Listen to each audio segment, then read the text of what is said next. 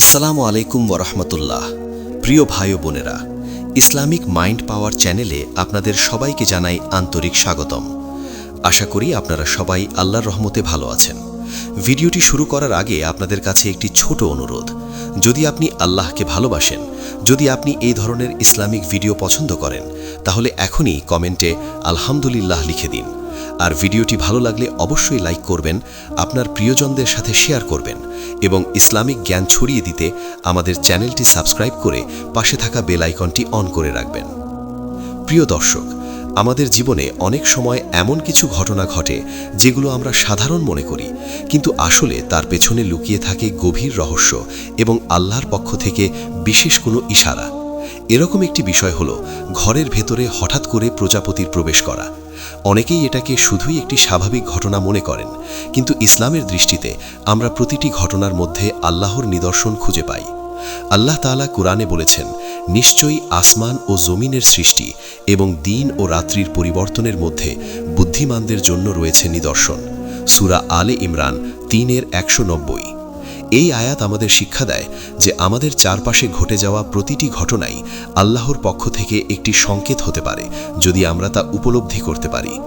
আজকের এই ভিডিওতে আমরা জানব, যখন আপনার ঘরে একটি প্রজাপতি প্রবেশ করে, তখন সেটি কেবল একটি পোকা নয়, বরং এটি হতে পারে আল্লাহর পক্ষ থেকে কিছু গুরুত্বপূর্ণ ইঙ্গিত, কিছু বার্তা যা আপনার জীবনের সাথে গভীরভাবে সম্পর্কিত। আমরা হাদিস ও কুরআনের আলোকে বিশ্লেষণ করব এমন 5টি লক্ষণ যা একটি প্রজাপতির মাধ্যমে আপনার জীবনে প্রকাশ পেতে পারে।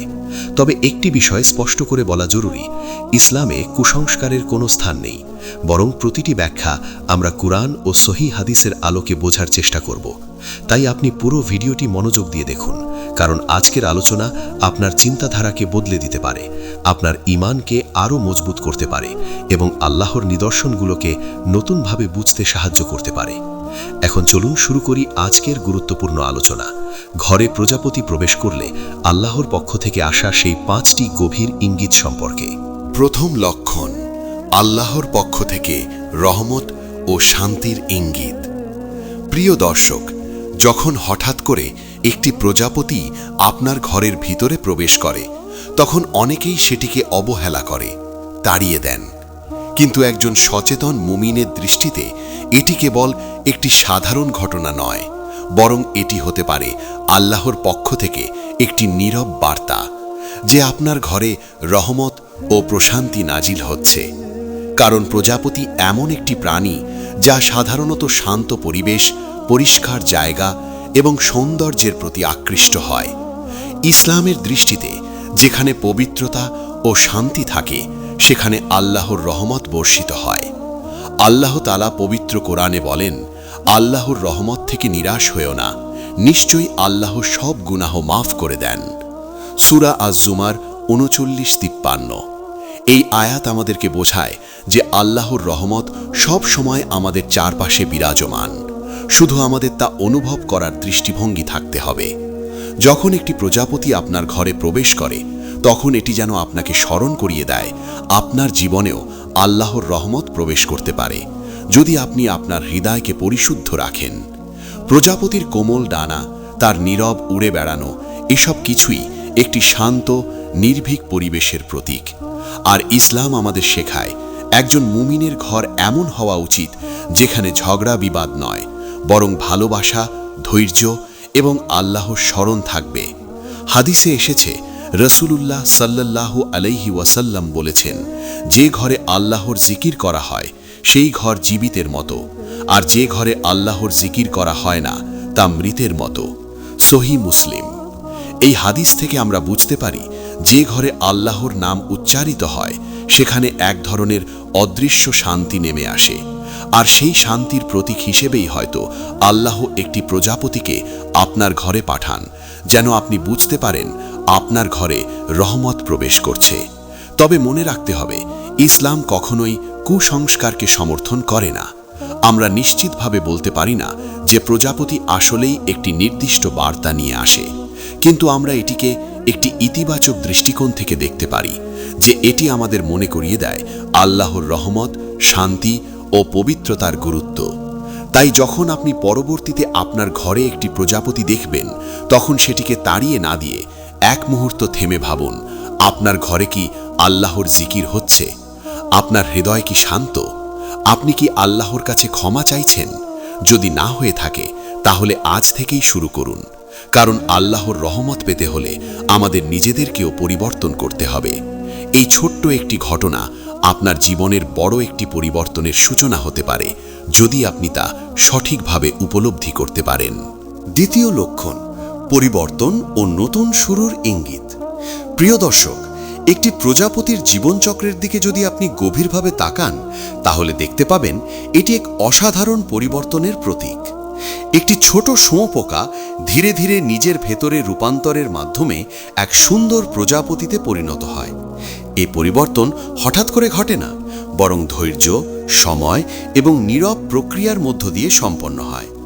ঠিক তেমনি যখন একটি প্রজাপতি আপনার ঘরে প্রবেশ করে, তখন এটি আপনার জীবনের একটি গুরুত্বপূর্ণ বার্তা হতে পারে। আপনার জীবনেও হয়তো একটি পরিবর্তনের সময় এসে গেছে। হয়তো আপনি অনেক দিন ধরে কষ্টে আছেন, হতাশায় ডুবে আছেন, অথবা জীবনের কোনো এক পর্যায়ে আটকে গেছেন। এই সময়ে একটি প্রজাপতির আগমন যেন আপনাকে মনে করিয়ে দেয় পরিবর্তন সম্ভব, নতুন শুরু সম্ভব, এবং আল্লাহ চাইলে সব কিছু বদলে যেতে পারে। আল্লাহ তাআলা পবিত্র কোরআনে বলেন, নিশ্চয়ই আল্লাহ কোনো জাতির অবস্থা পরিবর্তন করেন না যতক্ষণ না তারা নিজেরা নিজেদের অবস্থা পরিবর্তন করে। সূরা আর-রাদ 13-11। এই আয়াত আমাদের জীবনের একটি মৌলিক সত্য তুলে ধরে। পরিবর্তন শুরু হয় নিজের ভেতর থেকে। আপনি যদি নিজেকে পরিবর্তন না করেন, তাহলে বাইরের কোনো পরিবর্তনই স্থায়ী হবে না। প্রজাপতির মতোই আপনাকেও নিজের ভেতরে কাজ করতে হবে, নিজের ভুলগুলো চিনতে হবে, নিজের ঈমানকে মজবুত করতে হবে। হাদিসে রাসূলুল্লাহ সাল্লাল্লাহু আলাইহি ওয়াসাল্লাম বলেছেন, জ্ঞানী সেই ব্যক্তি যে নিজেকে নিয়ন্ত্রণ করে এবং মৃত্যুর পরের জীবনের জন্য কাজ করে। তিরমিজি। এই হাদিস আমাদের শেখায় একজন প্রকৃত মুমিন সব সময় নিজের উন্নতির দিকে মনোযোগ দেয়। যখন একটি প্রজাপতি আপনার ঘরে আসে, তখন এটি যেন আপনাকে স্মরণ করিয়ে দেয় আপনার জীবনেও একটি নতুন অধ্যায় শুরু হতে পারে, যদি আপনি আল্লাহর দিকে ফিরে আসেন। হয়তো এটি সেই সময় যখন আপনি আপনার পুরনো খারাপ অভ্যাসগুলো ছেড়ে দিয়ে নতুনভাবে জীবন শুরু করবেন। হয়তো এটি সেই মুহূর্ত যখন আপনি নামাজ শুরু করবেন, কোরআন পড়া শুরু করবেন, অথবা কারোর সাথে আপনার সম্পর্ক ঠিক করবেন। তবে আবারও মনে রাখতে হবে, ইসলাম কোনো কুসংস্কারকে সমর্থন করে না। আমরা এটিকে নিশ্চিত কোনো সংকেত হিসেবে নয়, বরং একটি আত্ম উপলব্ধির মাধ্যম হিসেবে দেখব। একটি প্রজাপতির আগমন আপনাকে থামিয়ে দেয়, ভাবতে শেখায় আপনি কোথায় আছেন এবং কোথায় যেতে চান। তাই যখন আপনি আপনার ঘরে একটি প্রজাপতি দেখবেন, তখন সেটিকে শুধু একটি পোকা হিসেবে না দেখে বরং একটি শিক্ষা হিসেবে গ্রহণ করুন। নিজেকে প্রশ্ন করুন, আমি কি আমার জীবনে পরিবর্তন আনতে প্রস্তুত? আমি কি আল্লাহর দিকে ফিরে যেতে চাই? যদি উত্তর হ্যাঁ হয়, তাহলে আজ থেকেই শুরু করুন, কারণ পরিবর্তনের জন্য সবচেয়ে ভালো সময় হলো এখনই। তৃতীয় লক্ষণ, আল্লাহর স্মরণে ফিরে আসার নীরব আহ্বান। প্রিয় দর্শক, আমাদের জীবনের সবচেয়ে বড় বাস্তবতা হলো আমরা খুব সহজেই দুনিয়ার ব্যস্ততায় ডুবে গিয়ে আল্লাহকে ভুলে যাই। কাজ, টাকা, সম্পর্ক, দুশ্চিন্তা এসবের মাঝে আমরা ধীরে ধীরে আল্লাহর জিকির থেকে দূরে সরে যাই। কিন্তু আল্লাহ তার বান্দাকে কখনো একেবারে ছেড়ে দেন না। বিভিন্নভাবে, বিভিন্ন ঘটনার মাধ্যমে তিনি বান্দাকে আবার তার দিকে ফিরিয়ে আনতে চান। যখন একটি প্রজাপতি হঠাৎ করে আপনার ঘরে প্রবেশ করে, তখন সেটি আপনার জন্য এমনই একটি নীরব স্মরণ হতে পারে, একটি কোমল, শান্ত বার্তা, তুমি কি আমাকে ভুলে গেছ? প্রজাপতির উড়ে বেড়ানো, তার নীরব উপস্থিতি, এগুলো আপনাকে থামিয়ে দেয়, আপনাকে ভাবতে বাধ্য করে। আর ঠিক এই মুহূর্তটাই হতে পারে আপনার জন্য আল্লাহকে স্মরণ করার একটি সুযোগ। আল্লাহ তাআলা কুরআনে বলেন, তোমরা আমাকে স্মরণ করবে আর আমিও তোমাদের স্মরণ করব, আর তোমরা আমার প্রতি কৃতজ্ঞ হও এবং অকৃতজ্ঞ হও না। সূরা আল বাকারা 2:1-5-2।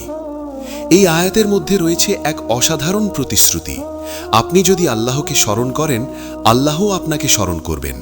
এর চেয়ে বড় সম্মান আর কি হতে পারে? কিন্তু আমরা কি সেই সুযোগটি গ্রহণ করছি?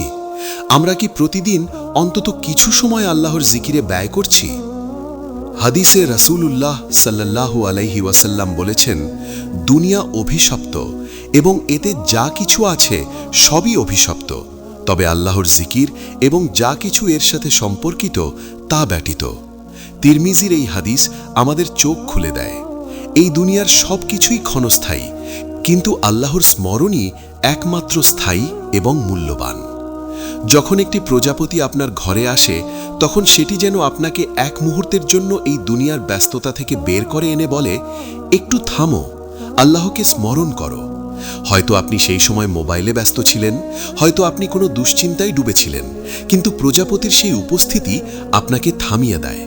আর এই থামাটাই গুরুত্বপূর্ণ, কারণ এই থামার মধ্যেই রয়েছে আত্মপর্যালোচনা, রয়েছে আল্লাহর দিকে ফিরে আসার সুযোগ।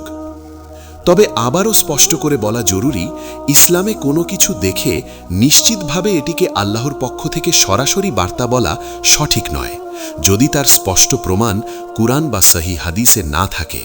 কিন্তু আমরা এটিকে একটি রিমাইন্ডার হিসেবে নিতে পারি, একটি উপলক্ষ হিসেবে, যা আমাদেরকে আল্লাহর দিকে ফিরে যেতে সাহায্য করে।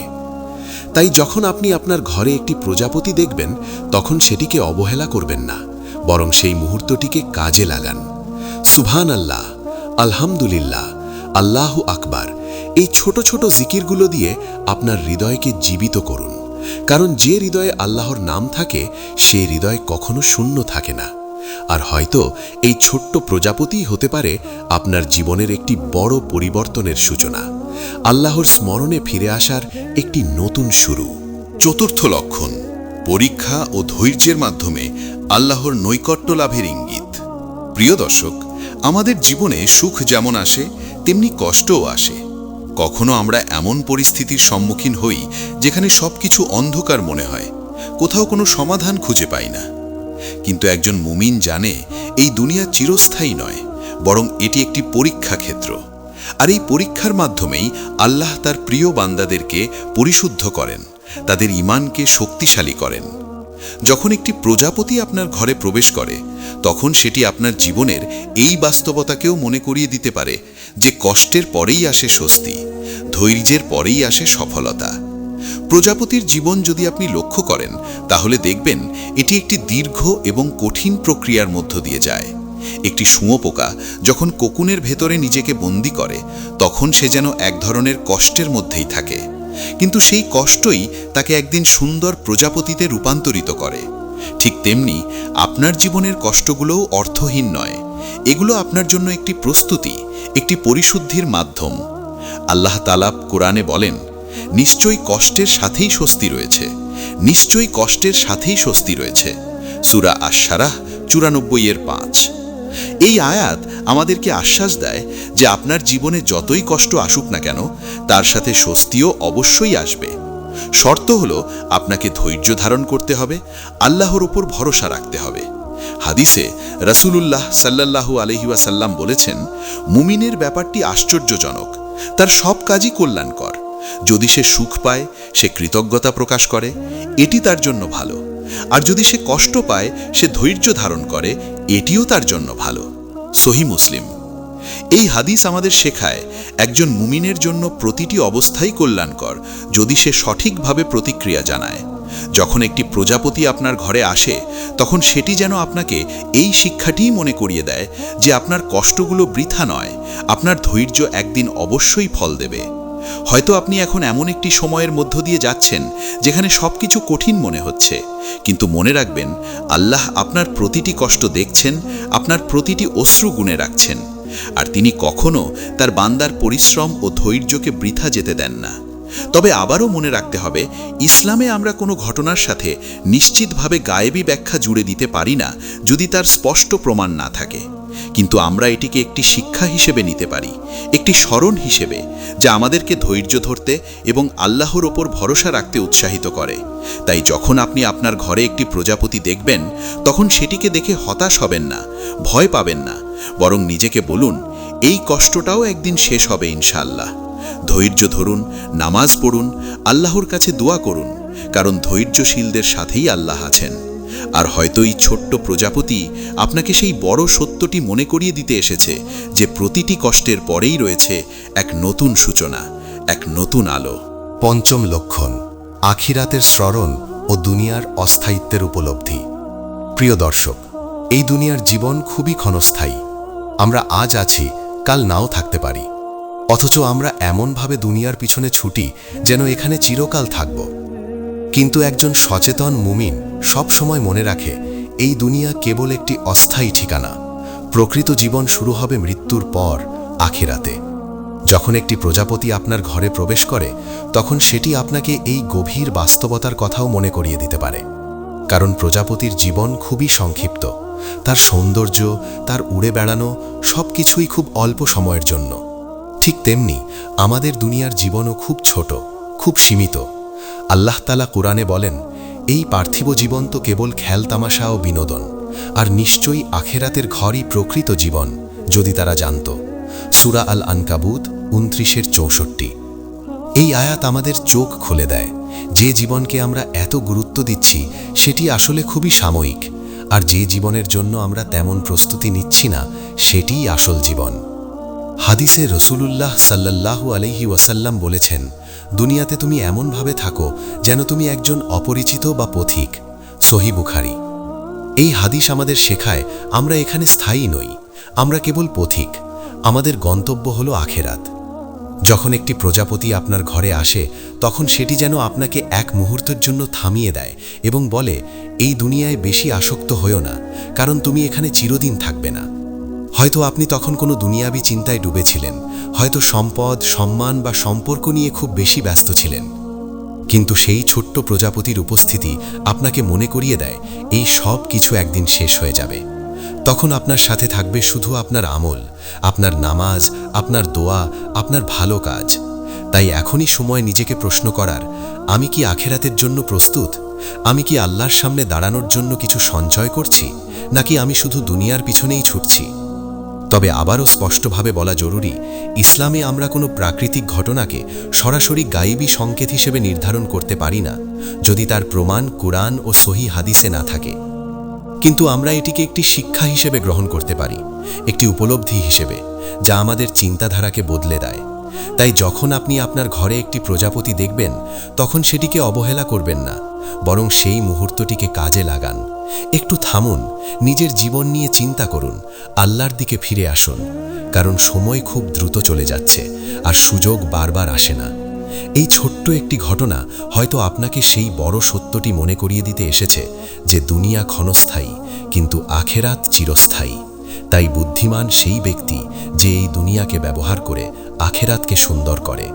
আর হয়তো এই প্রজাপতি আপনার জীবনের সেই পরিবর্তনের সূচনা হতে পারে, যদি আপনি তা উপলব্ধি করতে পারেন।